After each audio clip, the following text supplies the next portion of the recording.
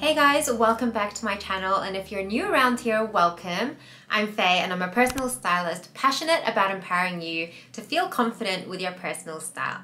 Before we get into this video, I would love for you to hit that subscribe button and click the notification bell so that you don't miss out on any future styling videos. Now, as you can see from the title, today we are addressing the top style mistakes that I've seen made from my clients, but also from my own experience. I really wanted to share these common mistakes with you so that you can learn from them and be more aware of how little style tips as well as your mindset can essentially affect your overall look and how you feel about your personal style. At the end of the day, it is your personal style, and I would love for you to just wear what makes you happy and what makes you feel confident. One of the most common mistakes that I come across with most, if not all of my clients, is believing that you don't have a personal style. Coming out of the pandemic, I find a lot of us are almost relearning how to style ourselves again. And it's okay to feel uninspired or unmotivated or feeling completely lost or stuck with your personal style. Oftentimes I find that clients settle for outfits that don't even make them happy, or settling for outfits that are not comfortable and making them feel really drabby or really down about themselves. And this is what happens when you don't focus on your personal style. I've helped many clients rediscover what that is. So I encourage you to do the same. Take the time to spend with yourself and ask yourself important questions about your style so that you can really figure out what you love and what flatters you. If you do need a little guidance, I have a video talking you through the steps to get unstuck with your style and to rediscover your style again. I'll leave the link in the description box below. Just know that everyone has a personal style. It is an expression of who you are.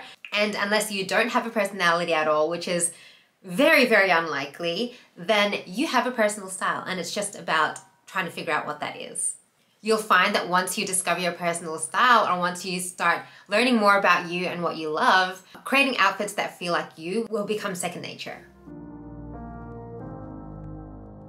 The second mistake being to stop copying people's outfits. Why? Because just like what I said before, it's your personal style, and your personal style should be very unique to you. This is big because I come across videos on YouTube and on socials of creating outfits from Pinterest and seeing people copy these outfits piece by piece.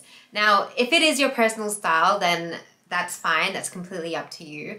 But I don't want you to get into the habit of just copying outfits, especially if it isn't your style at all. I can definitely relate because I went through a period where I lost my sense of style, and I thought that just copying people's outfits was the easiest way to go.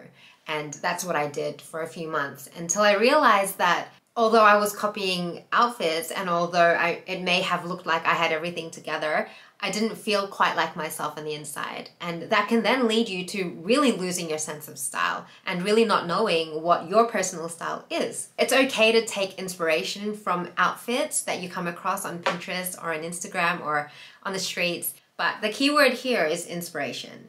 So you take what you love out of the outfit and then put a spin on it to make it your own. In a world that's full of influence, dare to be different. That's what will help you stand out from the rest of them.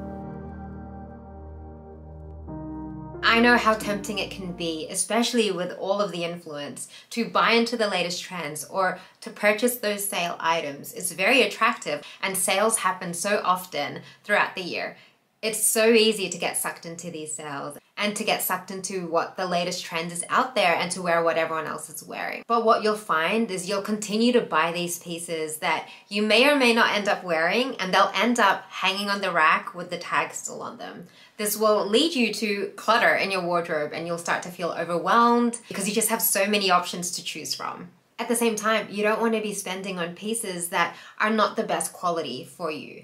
And I'm all about promoting quality over quantity and investing in the right pieces and investing in pieces that are the best quality for you to afford. I'm not saying to go out and buy a $200 top if that is not within your budget, but I would love for you to start to consider purchasing pieces that are great quality and pieces that you can afford. I'm all about promoting pieces that will last in your wardrobe. And I've fallen for this trap as well with the sale items, you know, $10, $15 tops that may have lasted me a month, but then after that, they started to fall apart. Essentially, I want you to start thinking of your pieces, setting the tone of who you are. If you're going to compare a $10 bargain top versus a $50 great quality top, you can imagine how each of these pieces may make you feel. The same way, I'd love for you to start thinking, if you had $50, would you rather spend $50 on 5 different tops that are of okay quality, or one top that is of great quality and that will last in your wardrobe? Switching this mindset and investing in great quality pieces will not only help you invest in pieces that will last in your wardrobe, but that will also help you make really considered choices. This is how you start to create a capsule wardrobe that will stick with you for years to come. And at the end of it all, what you're essentially doing is you're saving time. You're saving time rummaging through your wardrobe because your pieces will be minimal and will make sense to you. You're also saving time rummaging through those racks or shopping for pieces that you mightn't even need. At the same time, you're going to save money because you're investing in the right pieces and the pieces that will last, and you'll no longer have to purchase items every other week. Start adapting better habits with your style and with shopping, because that will essentially set you up for success in the future. It breaks my heart every time I hear of my clients not wanting to reveal their body shape, or just choosing black because they just want to hide, or choosing sizes that are 1 or 2 sizes too big for them because they'd much rather hide in their clothing because they're self-conscious or not feeling 100% themselves. Or a big one is wearing tops that you pull down so that it covers your midsection, or those overly flowy tops that you don't see your midsection. What this actually does is that it accentuates size. You're doing the opposite of what you're thinking that you're doing. And you'll find that once you learn about your body shape and what parts of your body you should be focusing on, you'll naturally flatter your body shape, and you will start to not feel so self-conscious about the areas that you're conscious of. Speaking of this topic, my latest video about client conversations and my client overcoming her insecurities is a great example of that. She looked in the mirror and she was self-conscious of her midsection, and she would wear tops to cover her midsection, and she would never tuck a top in because she just didn't want to show off that part of her body. But after doing the body image assessment and after her learning about her body, she realized what parts of her body she should be focusing on, and she realized that she had a beautiful natural curve that she should show off and compliment. And in turn, during her styling session, she didn't even think twice about her midsection. She didn't mention it at all. She was tucking, she was confident, and that just goes to show how learning about your body shape and learning what styles and what style tips flatter your body shape can do to you. It can help you overcome your insecurities. So stop hiding in your clothes. Style is a way of self-expression, and you should take advantage of style. Use different layers, use accessories to distract your eye from the areas that you're conscious of, so that you can shift your mindset into a more confident way of thinking of yourself. This is especially for those who are self-conscious of your hips. Your hips are the widest part of your body, and so if you can imagine wearing low-cut bottoms that are sitting at your hips, or tops that sit at your hips, that will bring attention to that area. Instead, think of the slimmest part of your body, and with everyone, that is your waistline. And you want to bring the attention from your hips to your waistline by bringing your bottoms up or by introducing the tuck. In doing so, you'll focus on your waistline instead of your hips. When it comes to style, it's all about an optical illusion, and it's all about identifying what your eyes notice first. Ditch those low-cut bottoms and instead opt for high-waisted pieces. Ditch the overly flowy pieces and instead maybe go for something a little more structured, or introduce the tuck either on the front or the side to bring attention to your waistline. What I mean by this is taking the pieces just as they are. For example, wearing a summer dress or a summer dress in summer only, or saving your blazers just for smart occasions or for work, or even just saving that item for that special occasion. I can tell you now that I used to do this as well. I used to save those nicer pieces for those nicer occasions that didn't end up happening. But what happens here is you end up just placing limitations on how often you can wear your pieces. Now, I'm all about promoting maximum wear with your pieces and making sure that you get the best return on investment. So you can imagine if you just saved those pieces for summer, or if you just saved those pieces for work, how much would you really be using your wardrobe? The great thing about style is that there are really no rules when it comes to how often you can wear pieces or how you can wear them and how you can style them, because it's your personal style and you can wear the piece however you want. Style is a form of creativity, so push that.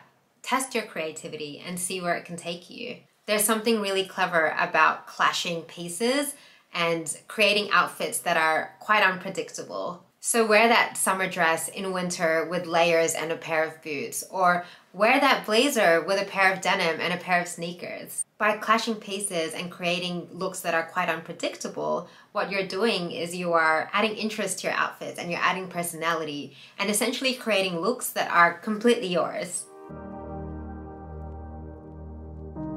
So often my clients wear pieces and expect them to fit, and if they don't fit, they give up on that piece straight away.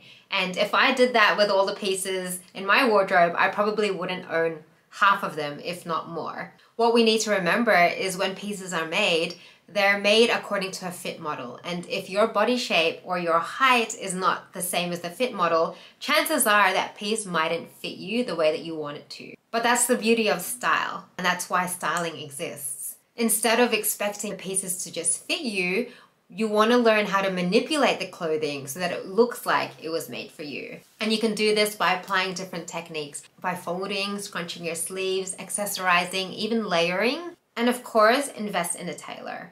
This is why celebrities always look amazing, because chances are they've had a stylist to help them create their outfits and to style their outfits.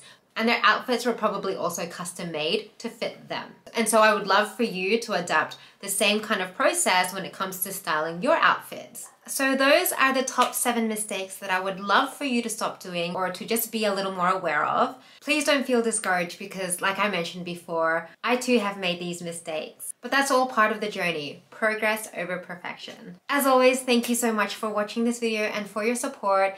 If you like this video, please don't forget to give it a thumbs up and of course subscribe to this channel. I'll catch you next week for another episode of Wardrobe Workout. Bye.